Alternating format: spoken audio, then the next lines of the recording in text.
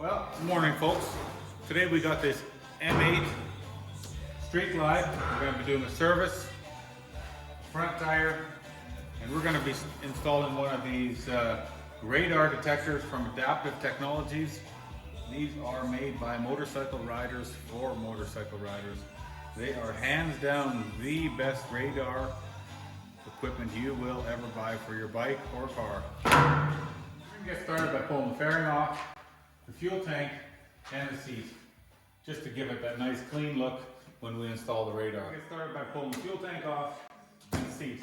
First we're going to pull the seat off, and on this bike it's a large Torx bolt. To get the fuel tank off, you got 2 bolts up front here and 2 bolts out back here, and just a little slide collar for your fuel line on the other side. You got 1 connector and 2 hoses. To get your outer fairing off, you have 2 Torx screws.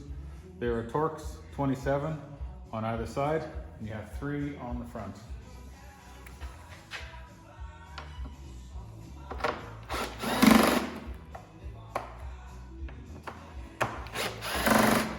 I like to take the outer screws off first because they're shorter. The middle one will hold your fairing up, and then take your middle one out.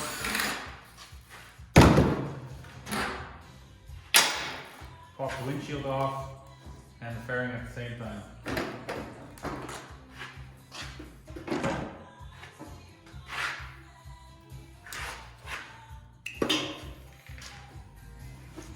This is the kit as you'll receive it from me. This is the radar itself, the Pro version. The Pro version is fully programmable with this cord so that you can program where all the red light cameras are. This is your visual alert light, which is very bright, and this is the main harness, wiring, and the base mounting plate.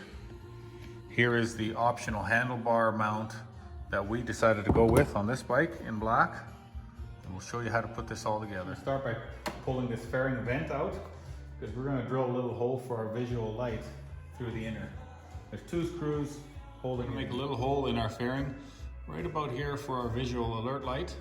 We're going to drill it from the back side. So the visual alert light is about an 11/16 hole. I'm going to drill that 5/8 so that we can Dremel it out to the perfect size and glue. Now that we've got our indicator light glued in there, waiting for it to dry, we're going to mount our radar and run our wiring harness. To mount our harness, we're going to pull this cover off that holds the factory wiring harness in there, and we're going to tuck our main harness inside here so it keeps it nice and clean. Have the cover off, we're going to pull our battery tray out of the way with our Thundermax ECM so that we can access our battery posts. I like to start at my power end, get my battery hooked up, and then run all my wires through here, snap my cover back on so that everything's clean and out of the way. And I know I got enough length through the neck and behind the fairing. You can see how nice and clean that is. You have your fuse holder for your fuse for your radar harness. Everything's tucked nicely in the backbone there. And here's your harness coming out. That's going to go into the fairing. Go ahead and reinstall your tray for your ECM, EFI module. We're going to run our main wire for our harness through this plastic cradle that holds all your factory wiring. There's a little plastic clip that holds it against the frame. Pull that out. Next thing we're going to do is mount our mount. The mount comes with various size adapters for different size handlebars. Installing your mount, you want to make sure the base plate is high enough so that your radar will look over top of your fairing. Now we're going to mount our base plate. 4 little screws with a 9mm nut on the bottom. You've got your radar mounted. You want to tighten up your bracket so it stays where it's at. Not going to take too much for these little screws. Our wire for our radar, we decided to come out underneath our handlebars here. And just follow the brake line up, and we're going to zip tie it to the bars out of the way here. Excessive wires from the visual alert, I like to tuck in behind the speedometer here, underneath the vent. cleanly out of the way. Anytime you're running wires along your frame into a fairing that moves, you want to make sure you have enough slack on any of your cords when you turn left and right. Sometimes you might have to roll your bike off the lift. And look at your wiring before you put your fairing back onto there. Go ahead and put our vent back in.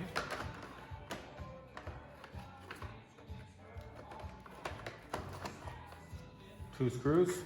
You plug in your fairing, put it back on. You can see how nice and clean this radar is mounted now. If you look right here, when we turn it on, you'll see your visual light. It'll flash. Anytime this thing gets a signal, it'll flash for you and it'll whine like that. You can turn the volumes up, down. You can turn your backlight on or off. It's a really nice system.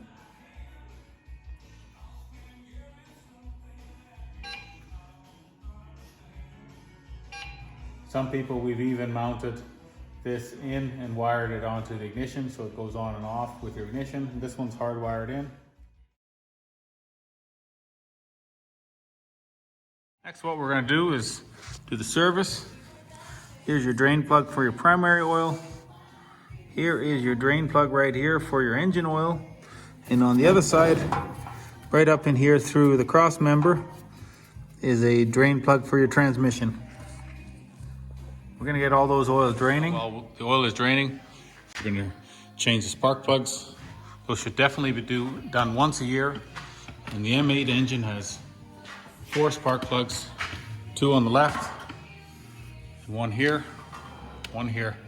Make sure you always blow a little air through there before you pull your spark plugs out, so there's no dirt in your plugs out of the box. They have a little tube on them, but you still want to make sure that you look at them. The gaps are correct and not squished down. Every time I replace spark plugs, I like to use a little nickel-based anti-seize on my threads so that you don't gall the threads going in or out of your heads. It does say Harley, not Ford. When you're putting your spark plugs back into here, you can't reach down there to put them in, and you don't want to drop them in there or else you might adjust the gap on your spark plug in the wrong direction. So you can use a piece of hose. Slowly get them started by hand that way. When you can pull the hose off, you know the spark plug's in there. Spark plug's in. You can put your fuel tank back on. And we got our fuel tank back on. We want to take our air filter off and clean it. You see this guy's running a sock. I highly suggest that if you're running an open air cleaner like this, always run a sock, because sand will cut through these filters at high speeds and destroy your filter, and then in the process destroy your motor. So we're going to take this off, take it to the house and clean it and let it dry. And when you pull the air filter off and you see no dirt inside your throttle body. Now that we got our air filter cleaned, we want to lay it over to the side to dry. You don't want to blow air through it. If you blow air through it, you're going to punch a hole in it.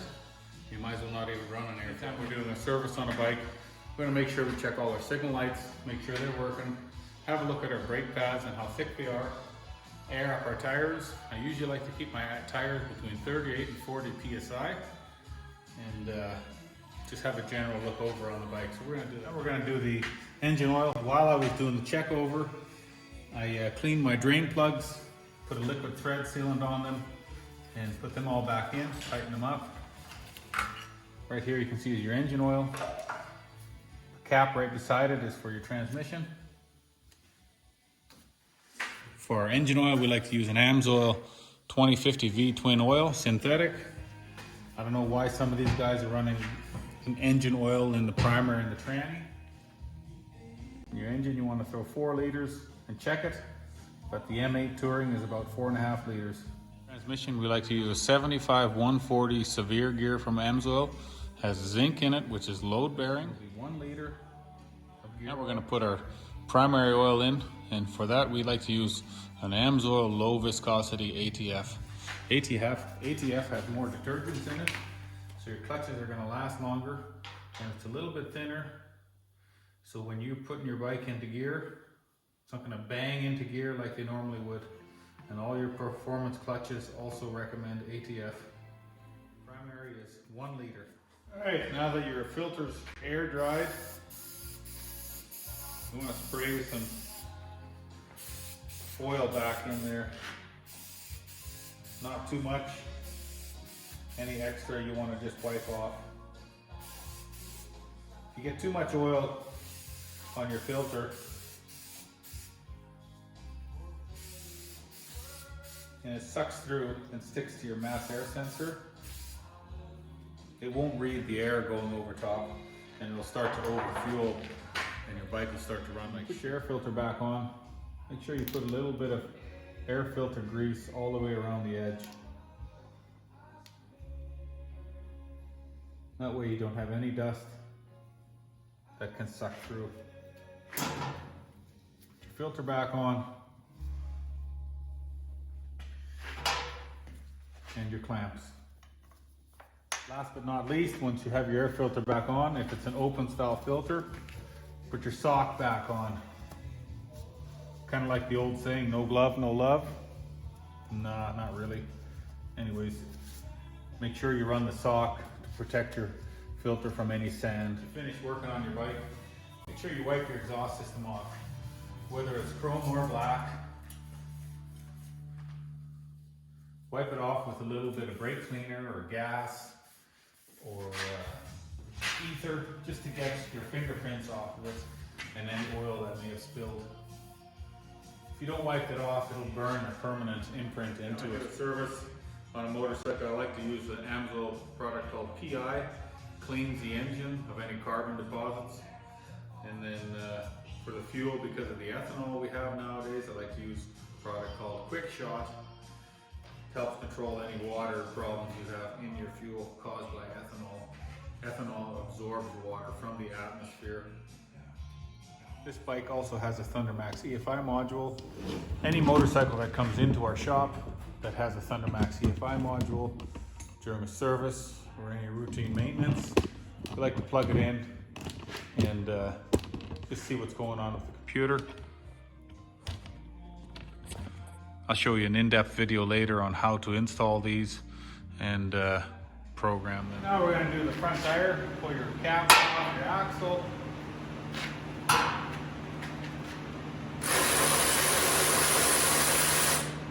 Mil 12 point to pull your caliper bolts out.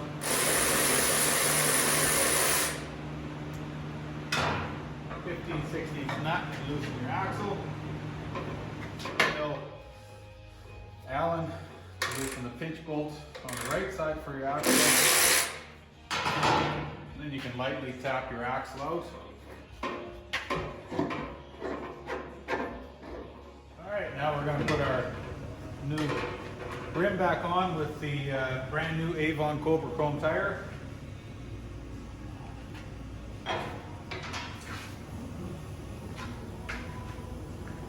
When you're putting your axle back in, you want to make sure you put your spacers on the wrong side, on the right side.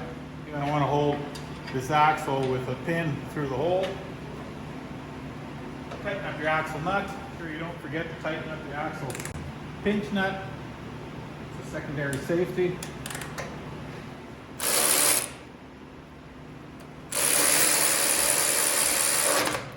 Tighten up your caliper bolts.